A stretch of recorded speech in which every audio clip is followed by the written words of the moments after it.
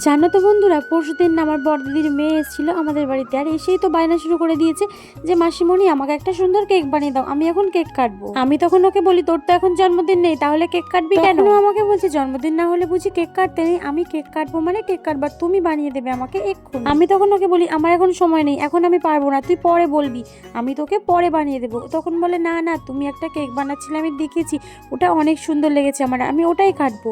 আমি তখন ওকে বলি আরে ওটা একজন অর্ডার দিয়ে গেছে, ও নিয়ে যাবে, তুই ওটা নিবি কি করে, আর তুই চাইলেও আমি ওটা তোকে দিতে পারবো না। আর জানো কি হয়েছে, ও তখন জোরে জোরে কাঁদতে থাকে আর বলতে থাকে ওই কেকটাই আমার চাই, ওই কেকটাই আমি নেবো। আমি তখন বাধ্য, কি করব, এত কান্নাকাটি করছে বলে আমিও বাধ্য হয়ে ওই কেকটা ওকে দিয়ে দিলাম।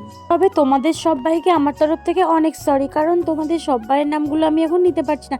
তবে তোমরা চিন্তা করো না, নেক্সট ভিডিওতে কিন্তু আমি অবশ্যই তোমাদের সবাইয়ের নাম নেব। এখন তোমরা ঝটপট কমেন্টে বলো তো এই কেকটা তোমাদের কেমন লেগেছে, আর ভালো লাগলে লাইক করতে কিন্তু ভুলবে না। তোমরা সবাই ভালো থেকো, বাই।